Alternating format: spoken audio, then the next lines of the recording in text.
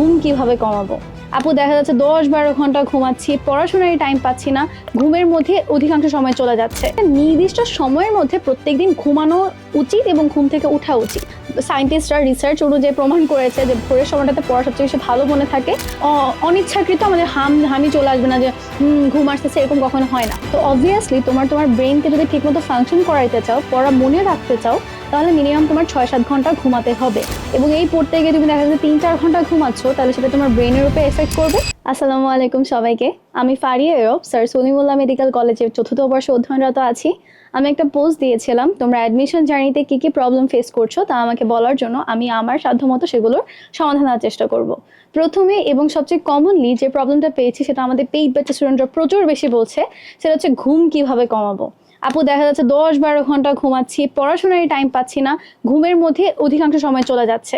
এখন এই ঘুমটাকে কিভাবে কন্ট্রোল করব, কিভাবে কি করব, সবকিছু নিয়ে আজকে আমরা আলোচনা করব। দেখো, প্রথমে আমি বলে দিই যে ঘুম আসলে আমি কন্ট্রোল করার ক্ষেত্রে সেই ক্ষেত্রে বলবো যে তোমার ঘুমটা এক্সেস হয়ে যায়। কিন্তু তুমি জানো তোমার ব্রেইন একটা মেশিনের মতনই চিন্তা করতে পারো, প্রত্যেকটা মেশিনের একটা রেস্ট দরকার।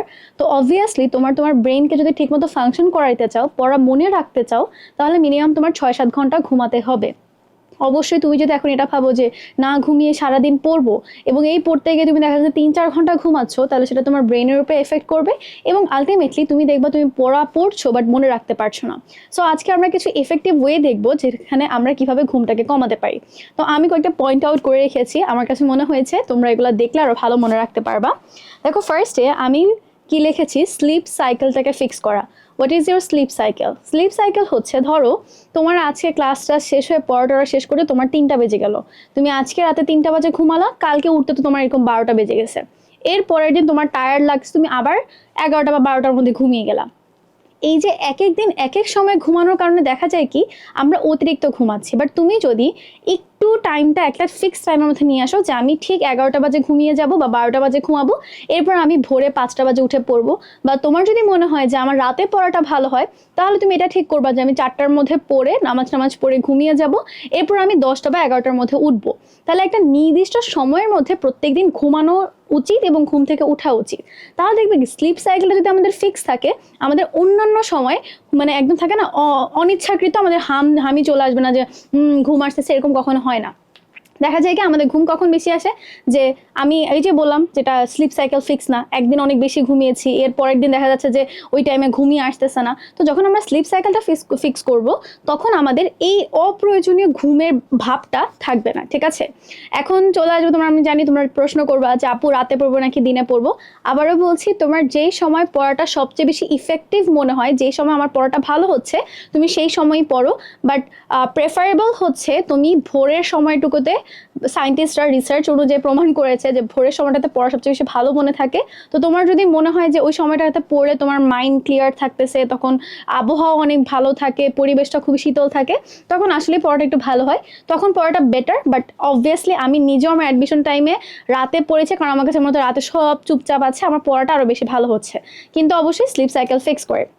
তারপর চলে আসি যে একসাথে কত ঘন্টা ঘুমাবো। তো আমি প্রেফার করি হচ্ছে, তুমি যদি এক টানে ধরো তুমি 11টা বাজে ঘুমিয়ে যাচ্ছ, 11টা বাজে ঘুমিয়ে 4টা বাজে উঠা, বা কোনোভাবে তোমার যাতে এক টানা মিনিমাম 5 ঘন্টা ঘুম হয়, পরবর্তীতে ওই 1 ঘন্টা ঘুমটা তুমি দিনে একটা অন্য সময় ঘুমিয়ে নিবা। যেরকম আমি যেটা করতাম সেটা হচ্ছে আমি একটানা 5 ঘন্টা ঘুমাতাম, যেটা আমি ফজর নামাজ পড়ে ঘুমাতে যেতাম। তারপরে আমি হচ্ছে দুপুরবেলা 1 থেকে 1.5 ঘন্টা ঘুমিয়ে বাকি টাইমটুকু করতাম। এতে করে আমার হতো কি, আমার একটা টার্গেট থাকতো যে আচ্ছা আমি এই পোর্শনটুকু পড়লে আমার একটা রেস্টের সময় আছে।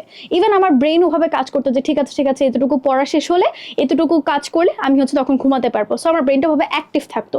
সো এটা খুবই একটা মোক্ষম পয়েন্ট, তোমার স্লিপ সাইকেলটাকে ফিক্স করতে হবে এবং ঘুমটাকে ভাবে করে ভাগ করতে হবে। চলে আসি পড়াকে কয়েকটা ভাগে ভাগ করা।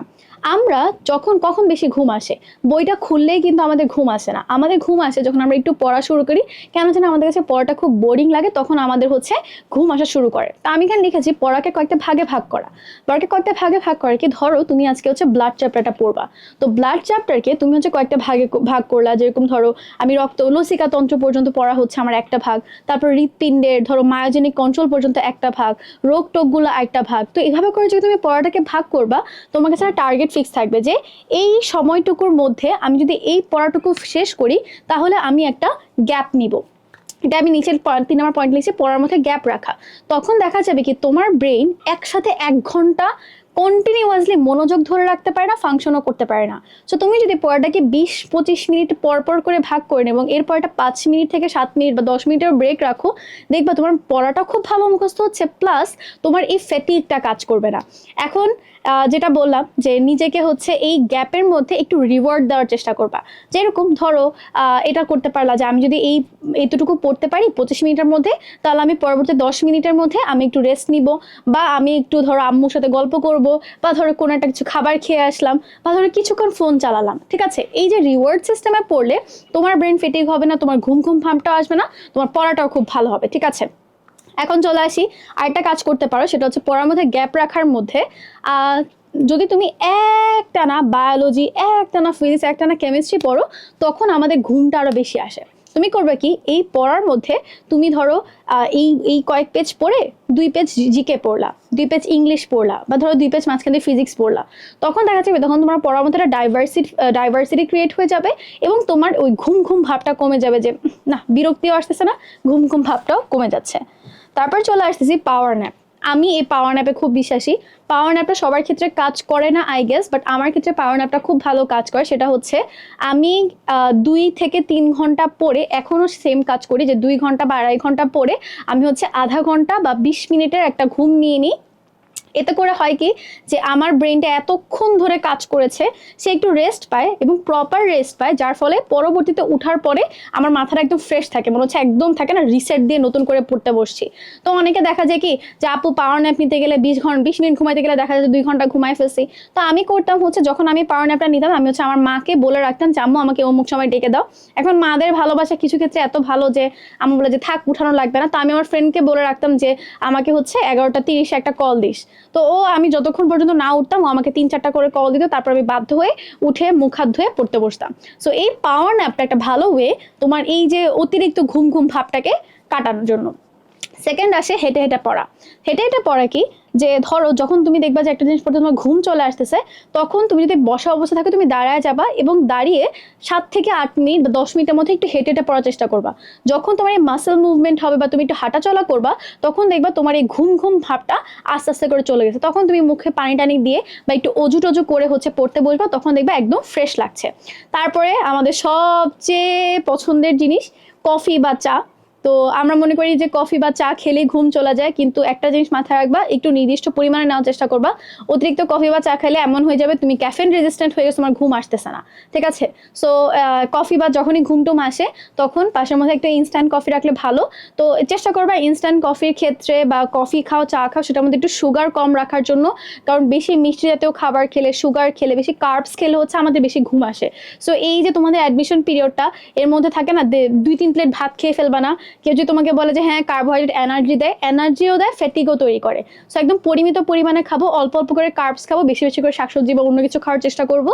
তাহলে তোমার এই কার্ব ইনটেকগুলো কমলে দেখা যাবে যে তোমার ঘুমটা আলটিমেটলি কম আসতেছে। ঠিক আছে, সো কফি বা চা যেটাই খাও না কেন সেটার মধ্যে একটু সুগার কম রাখবা। ক্যাফেইন মানে ধরো যে কফির ক্ষেত্রে তিতা ভাবটা যাতে বেশি থাকে, তাহলে দেখবা যে এটা আরো বেশি কাজ করতেছে। সেকেন্ড কামস, এখানে আমি ওটা লিখি নাই, সেটা আমি তোমাদেরকে এখন মুখে বলে দিচ্ছি। সেটা হচ্ছে যখন ঘুমাবা চেষ্টা করবা তোমার যাতে একটা সাউন্ড স্লিপ হয়। মানে হ্যাঁ আমাদের অনেক দুশ্চিন্তা কাজ করে, অনেক কিছু কাজ করে। তো আমি আমার ঘুমানোর সময় হচ্ছে কানে ইয়ারফোন দিয়ে বা পাশে হচ্ছে ফোনের মধ্যে আমি কোরআন তেলাওয়াত বা কিছু দেখবা যে কিছু কামিং মিউজিক আছে, যারা কোরআন তেলাওয়াত শুনো না বা যারা অন্য রিলিজিয়নে আছে তারা হচ্ছে কামিং মিউজিকগুলো চালাই দিবা। দেখবা তখন তোমার ব্রেইন মানে খুব একটা বেশি হাইপার এক্সাইটেবিলিটি স্টেজে থাকে না, খুব শান্ত থাকে, খুব কাম একটা ঘুম আসে। এবং ঘুমানোর সময় এই মিউজিক চালানো ছাড়া ফোনটাকে নিজে থেকে দূরে রাখবা। দেখবা যখনই আমরা এই ফোনটা হাতে নিই, দেখি তো অমুক ভাইয়া কি পোস্ট করছে, অমুক পেজে কি পোস্ট করছে, দেখি তো ও কি করছে, এগুলো করতে করতে বা একটু রিল স্ক্রল করতে করতে আমাদের ঘুমের সময়টা আমরা নিজেরাই নষ্ট করে ফেলি।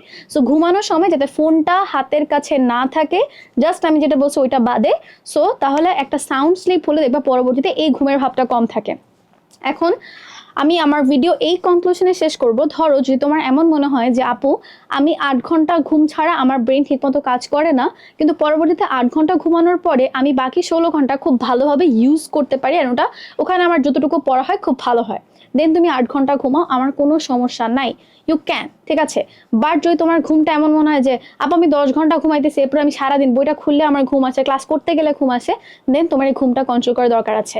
একটা জিনিস মাথায় রাখবা, আজকে শুরু করছো এর মানে এটা না যে আজকে এটা রেজাল্ট পেয়ে যাবা। আমার নিজের স্লিপ সাইকেল ফিক্স করতে প্রায় 10 থেকে 15 দিন সময় লেগে গিয়েছিল। সো কনসিস্টেন্ট থাকো, আস্তে আস্তে। ধরো আজকে 11টা বাজে ঘুমাইতে কিছু ঘুম আসতেছে না, ফোর্স ইয়োরসেলফ, 2 দিন যাক 3 দিন যাক, ওই যে উল্টা কাউন্টিং করা বা যেভাবে হোক না কেন, আস্তে দেখবা 3-4 দিন পরে গিয়ে 11টা বাজে ঘুম চলে আসে। সো আই হোপ তুমি আমার আইডিয়া মানে বুঝতে পেরেছো আমার সবগুলো কথা। যদি এটা ইফেক্টিভ হয় তারপরে এই ভিডিও শেষে কমেন্ট করে যেও, অ্যান্ড যদি আরো কোনো সমস্যা থাকে আমাকে কমেন্টে জানাতে পারো। Thank you everyone for listening. আসসালামু আলাইকুম।